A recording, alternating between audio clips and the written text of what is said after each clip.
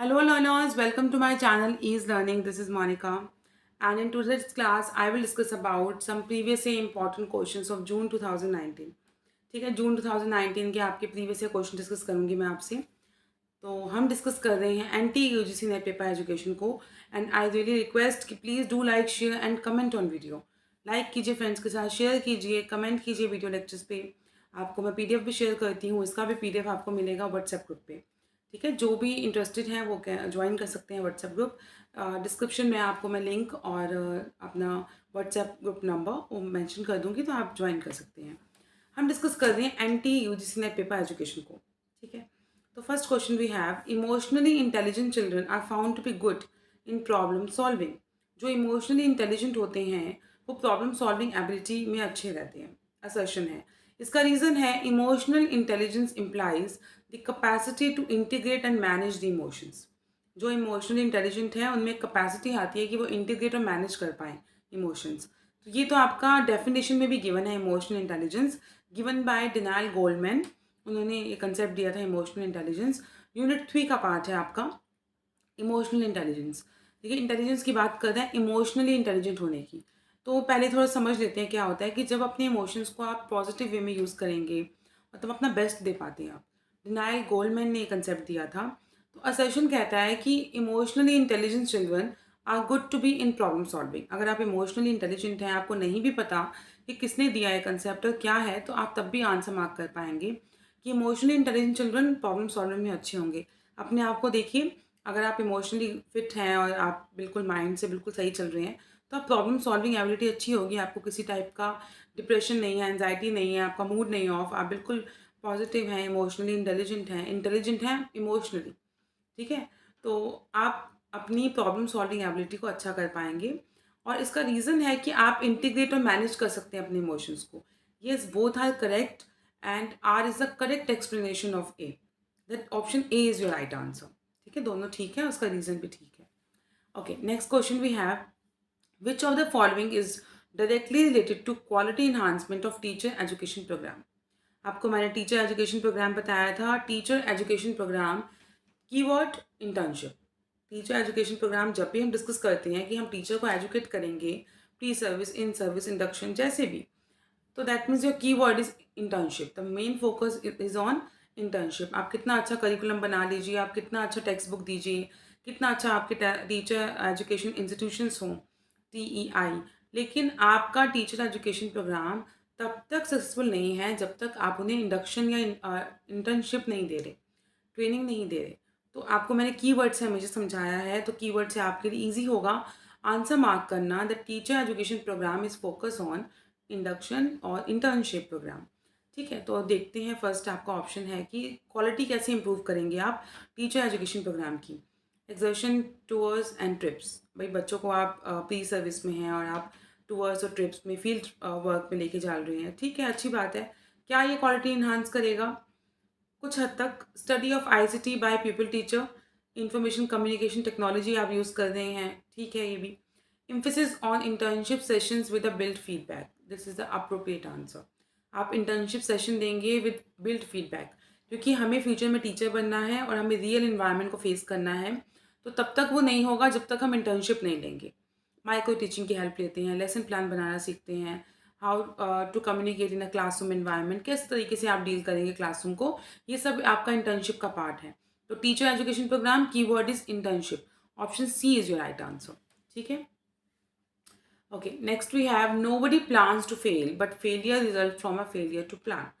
Nobody plans to fail, कोई भी fail होने के लिए प्लान नहीं करता, but failure result from a failure to plan. जब हम फेल हो जाते हैं तो हम कहते हैं कि हमारा प्लान फेल हो गया। तो ये जो आपकी स्टेटमेंट है इन एस्पेक्ट ऑफ करिकुलम डेवलपमेंट, किसकी बात करती है? Not spelling out needs and related issues, कि क्या आपने नीड्स और इश्यूज को ठीक से स्पेल आउट नहीं किया, समझाया नहीं। ये ही इसका अप्रोप्रिएट आंसर है। बाकी देखते हैं। Lack of recruitment and training to of facilitators, yes, impact आएगा आपका प्रोग्राम फेलियर होने में। और आपको कीवर्ड ध्यान रखना है, करिकुलम डेवलपमेंट की बात हो रही है। तो करिकुलम डेवलपमेंट में हमारे जो फैसिलिटेटर्स हैं, जो हमें ट्रेनिंग देते हैं या जो समझाते हैं, हमें एजुकेट करते हैं, उनकी रिक्रूटमेंट में लैकिंग हो रही है। लैक इन रिपोर्टिंग रिसोर्सेज भी इतना अप्रोप्रिएट नहीं है।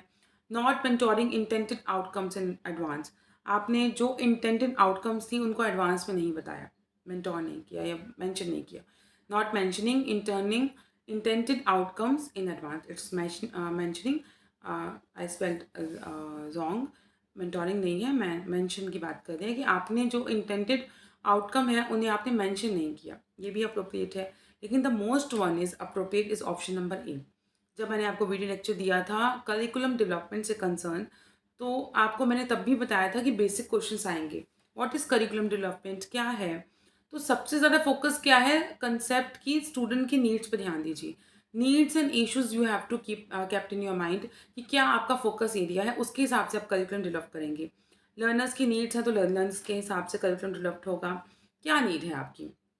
ओके, तो यहाँ पे option A is your right answer, not spelling out needs and related issues. तभी आपका प्लान क्या रहा, फेल हो गया.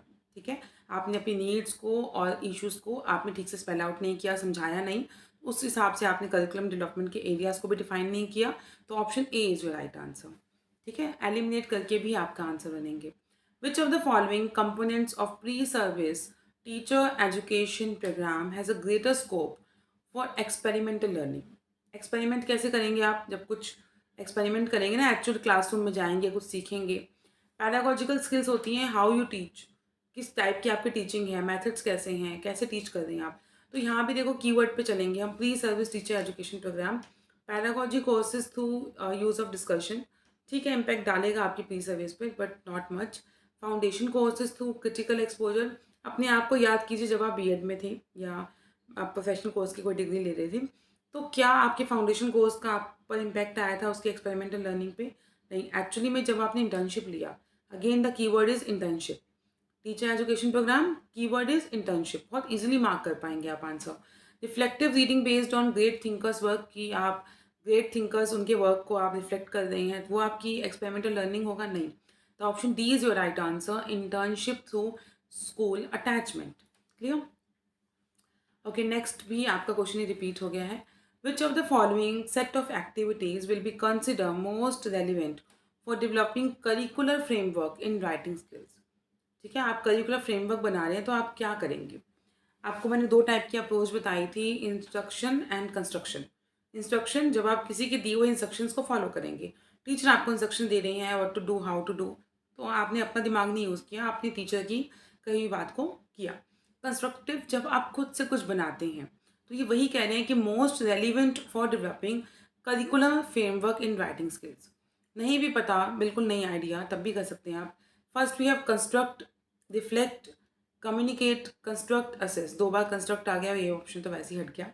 प्लान आपका फर्स्ट स्टेप होगा, कोई भी चीज़ करेंगे प्लान करेंगे. असेस यूज ए लास्ट स्टेप, असेसमेंट लास्ट में करेंगे ना, कैसा रहा, तो बी ऑप्शन भी हट गया. Plan, construct, communicate, reflect and assess, this is your right answer. Plan किया आपने, क्या आपको करिकुलर फ्रेमवर्क करना है, बनाया आपने, कंस्ट्रक्ट किया, communicate with your peer groups, with teacher, सबके साथ आपने कम्युनिकेट किया. रिफ्लेक्ट, फिर एक्चुअली में आपके रिफ्लेक्शन में आया, आपने काम किया. और लास्ट में असेस किया, देखा कि कैसा रहा. तो option C is your right answer. Okay. वो define democracy as a form of government of the people, for the people, by the people. देखिए, ये क्वेश्चन हम बचपन से समझते आ रहे हैं, सेकंड स्टैंडर्ड से हमें याद हो गया है, तो हमें बाकी ऑप्शंस पे जाने की भी ज़रूरत नहीं है. आपको पता है कि डेमोक्रेसी की ये डेफिनेशन दी है अब्राहम लिंकन ने. डेमोक्रेसी क्या है? For the people, by the people. ठीक है, और democracy, international day of democracy is celebrated on 15th of September. मैंने आपको जस्ट कुछ दिन पहले वीडियो शेयर की है कि जिसमें सितंबर मंथ के हमने डेज किए थे. 15th of September is celebrated as international day of democracy. 16th of September, और थोड़ी एक्स्ट्रा नॉलेज लीजिए, ozone day. 21st of September international peace day. Okay, 28th of September world tourism day. तो ये आपके days हैं, important days and themes करके आपकी playlist है, जिसमें विद इन 1 मिनट आपको मैंने सभी इंपॉर्टेंट डेज एंड थीम्स करवाई हैं, जो आपके लिए बहुत ईजी है. विद इन 1 मिनट आपको याद होगा. प्लेलिस्ट लगाइए, नहीं देख सकते, सुन लीजिए, कैसे भी नॉलेज लीजिए. अगर आप एक्चुअली नॉलेज सीकर हैं और चाहते हैं कि आपका नेट जेआरएफ क्वालिफाई हो जाए, तो सुनिए वीडियोस लेक्चर्स को. तो this statement is given by Abraham Lincoln. आपको मैंने एक्स्ट्रा इन्फॉर्मेशन भी दी कि आपका जो डेमोक्रेसी से कंसर्न एक हमारा निकला कि international day of democracy is celebrated on 15th of सितंबर. Okay, next we have identify the specific feature associated with macro level financing from the given list below. दो टाइप की फाइनेंसिंग सिखाई थी, micro level and macro level. Micro means small, individual level, macro means huge. आप national level पे बात कर रही हैं, इंडिविजुअल एस्पेक्ट का ही नहीं है मैक्रो में। तो एलिमिनेट करके हम करेंगे total economy based concept, yes it's a part of this. Then we have unceasing chain of activity, ये भी इसका पार्ट नहीं है, चेन ऑफ एक्टिविटी नहीं कहेंगे इसमें। Addressing a large entity, yes of course. Time frame, बिल्कुल आप टाइम फ्रेम में होती है, पॉलिसीज़ बनती है ना आपके लिए, तो गवर्नमेंट फाइनेंसिंग करती है कि किस टाइप की पॉलिसी, टाइम फ्रेम होती है, कैसे काम करेंगे, विद इन एरिया क्या होगा, प्लानिंग कमीशन पहले जैसे 5 ईयर प्लान्स बनाते थे, तो सबके लिए बनते थे। माइक्रो लेवल फाइनेंसिंग होती है तो सबके लिए उसमें फाइनेंस बजट हो रहा है, जो अब चेंज होकर नीति आयोग बन चुका है। तो जिस टाइप की बात हो रही है आपके यूज एस्पेक्ट में, नेशनल लेवल पे बात हो रही है, तो ये it's a large entity and impact होगा, आपका टाइम फ्रेम होगा। Having direct effect on an individual, that's not the part of macro financing. Individual aspect is part of the micro financing. ठीक है, इंडिविजुअल एस्पेक्ट जो है आपका micro financing का part है। तो ऑप्शन ई तो बिल्कुल नहीं है, हटा दो। आप एलिमिनेट करके भी देख सकते हो, तो ई हटा दो, ई किस में नहीं है। ओके, आपका ई नहीं है, ई है आपका सी और ई में, डी में, तो ये तो चले गए।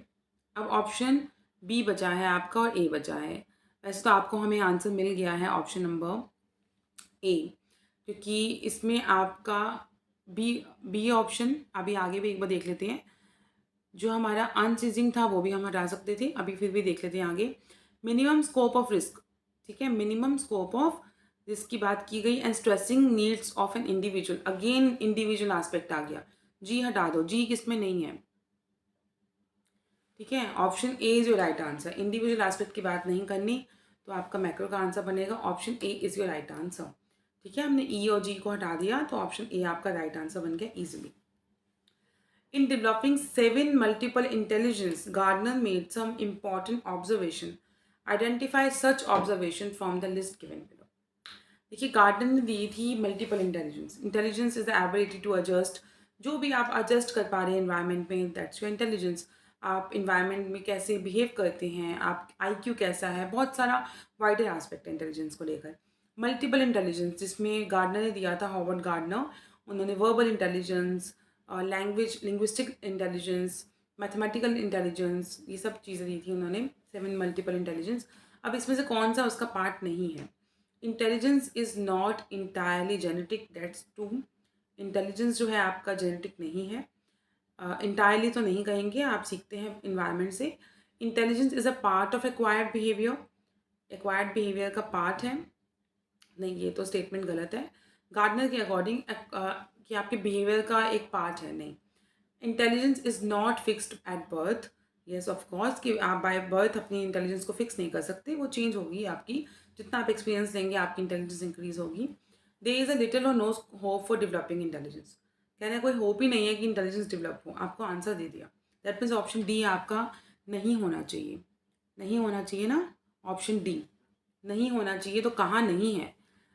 ए में है तो, ए में है तो ए तो नहीं होगा, सब में है एक्सेप्ट बी, तो B is your right answer.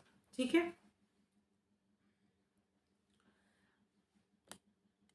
Which of the following statement best explain the concept of curriculum? मैंने आपको हमेशा कहा है आप वीडियो लेक्चर देखिए, पीडीएफ तो आपको मिलते हैं, मैं शेयर करती हूँ, बट वीडियो लेक्चर में बहुत इन्फॉर्मेशन दे देती हूँ आपको। और आपको मैंने हमेशा बताया कि बेसिक से क्वेश्चन पूछे जाएंगे, what is curriculum, what are the objectives of curriculum, कोई मॉडल है तो उसके ऑब्जेक्टिव्स क्या हैं, बेसिक, ताकि आपकी की नॉलेज को वो, आपकी कंसेप्ट नॉलेज को वो चेक कर पाएँ।